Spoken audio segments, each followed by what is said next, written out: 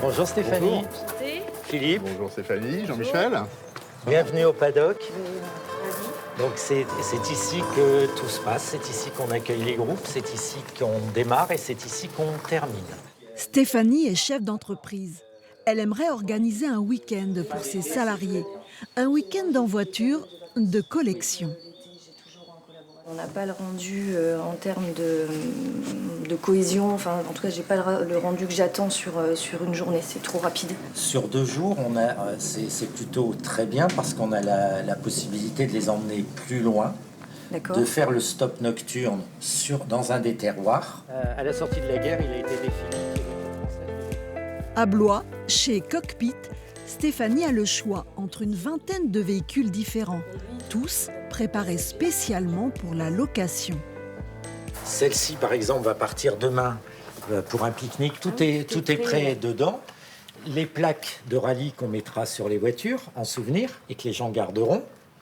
Et qu'on peut faire à l'effigie de notre entreprise. Bien sûr, avec le logo de l'entreprise, le carnet de voyage. Tarif 1 000 € par personne pour 2 jours, visite et repas compris. À la tête de l'entreprise, Philippe Plantier, ancien cadre, féru de voitures anciennes.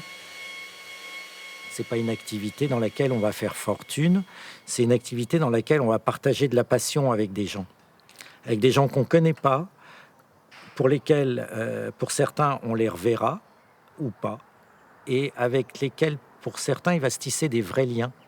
Et c'est ce moment d'échange qui est important.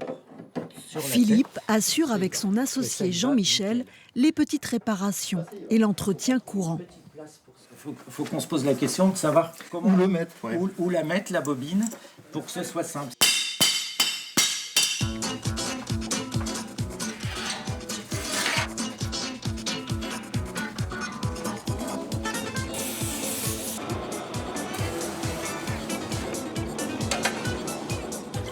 En France, le marché des voitures anciennes, c'est 4 milliards d'euros de chiffre d'affaires et 10 000 événements par an. Près de Tours, Dominique Tessier est un restaurateur de voitures de collection, réputé dans le monde entier. Le ressort de rappel, vous savez, c'est le ressort qui maintient la porte ouverte à fond, qui était cassé.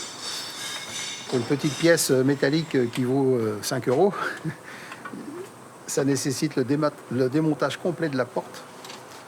Donc il y a 3 ou 4 heures de travail uniquement pour changer un petit ressort. Ici, on restaure de véritables pièces de musée, comme cette de La Haye de 1937, arrivée tout droit de Californie. Elle a été entièrement démontée en partant donc du châssis. On a enlevé la carrosserie, parce qu'il faut savoir que sous cette carrosserie, il y a comme une charpente de maison qui est en bois.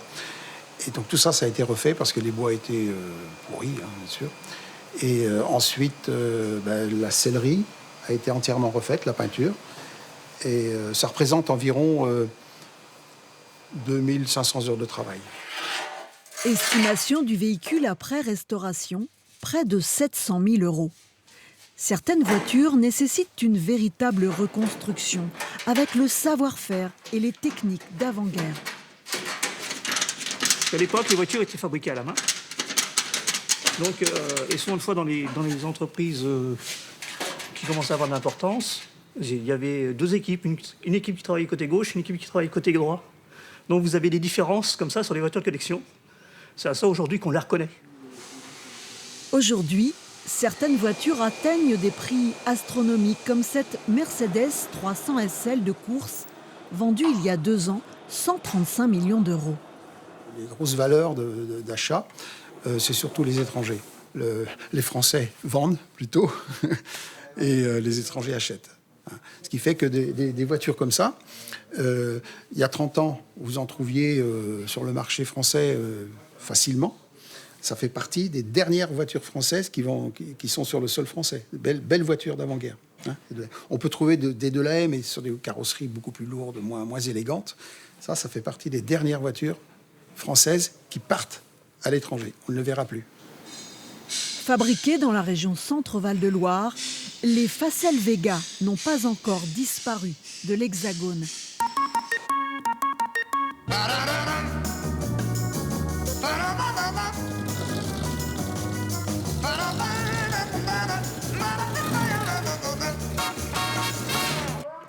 Jackie et son fils Clément possèdent à eux deux 7 Facel Vega. La voiture est prête à faire feu?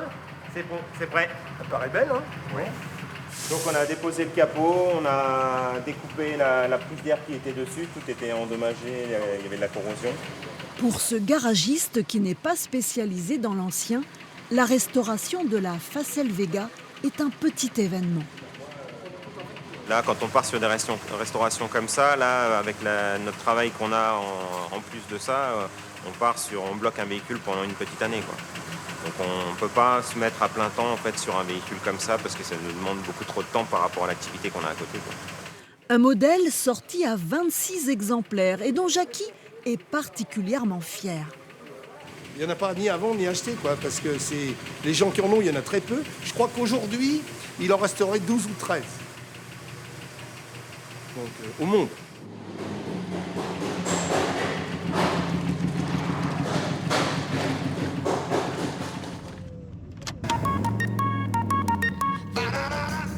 Une fois n'est pas coutume, c'est Clément le fils qui a transmis le virus Facel Vega à Jackie le père.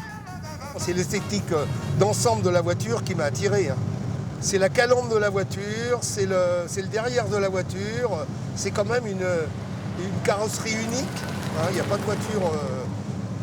voiture, identique. C'est pas pour rien, je dirais que c'était la voiture de luxe des années 50.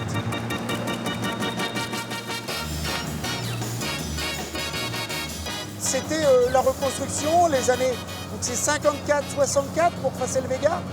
C'est court, c'est à peu près 3000 voitures faites à la main.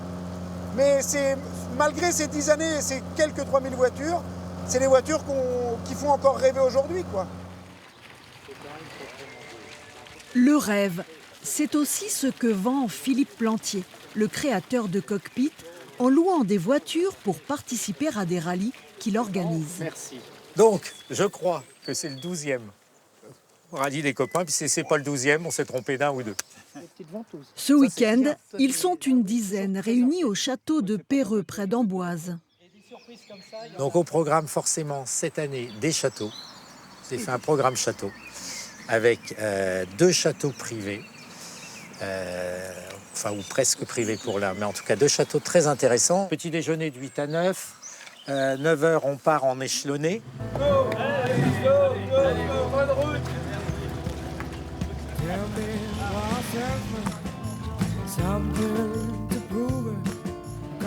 Pour les participants, l'avantage est de pouvoir changer de voiture et de ne pas avoir à supporter le coût de l'entretien.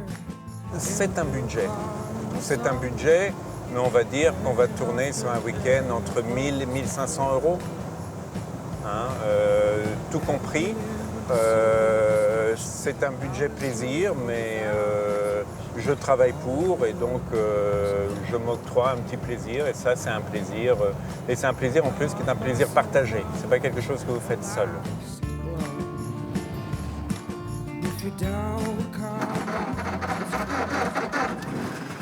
Retour dans l'atelier de Dominique Tessier en Touraine.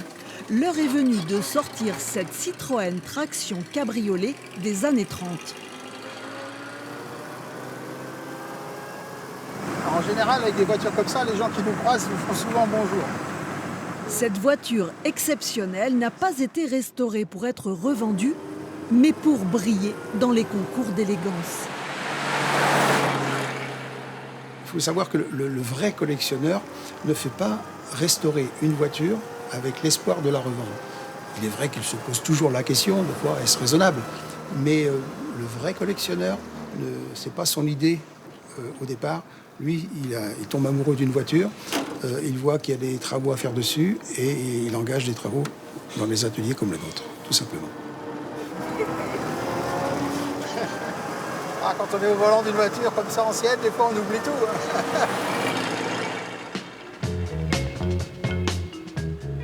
Changer d'époque et remonter le temps. C'est aussi le plaisir partagé de Clément et de son père Jackie, amoureux des Facel Vega.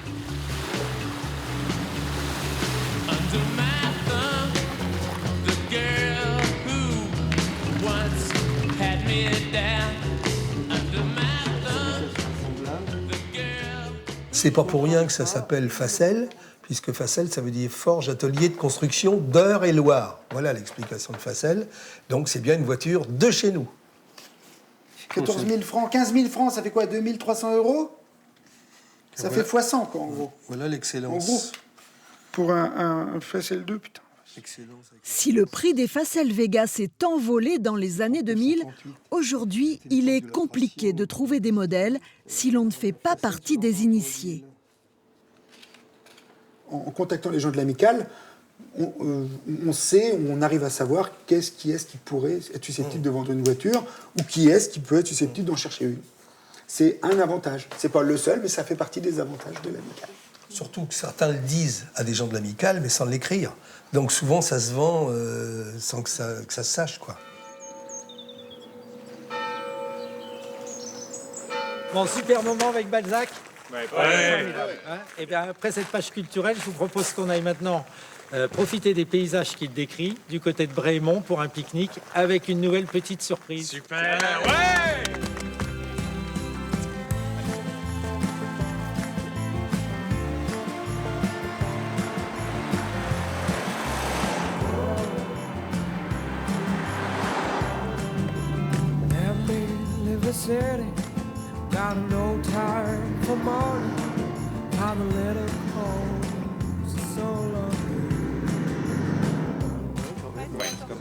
Qu'ils roulent dans des modèles accessibles ou bien d'exception, ces amoureux de voitures anciennes se sentent appartenir à la même famille. Les voitures qui sont à des prix très importants, c'est le reflet d'une chose, mais c'est quand même un patrimoine qui est protégé. Et à travers ces voitures, on protège l'histoire de l'industrie, l'histoire de l'homme, tout simplement. Et après, il y a les voitures populaires, c'est l'usage. Et les deux sont indissociables et sont nécessaires, tout simplement. En collectionneur averti, Philippe voit dans la démocratisation du marché une manière de partager sa passion pour la voiture. Moi, je trouvais qu'on en avait à la fois beaucoup, on avait beaucoup de chance d'en avoir, et qu'il y a des tas de gens qui n'ont pas la chance d'en avoir et qui n'ont pas forcément envie d'en acheter une ou de mettre tout l'argent nécessaire pour les entretenir toute l'année. En les louant, ils sont tranquilles, ils partent le matin, ils ont une belle auto, ils peuvent rouler, ils la rendent le soir, et moi je suis content, je leur ai fait plaisir. Et maintenant, je vends du bonheur.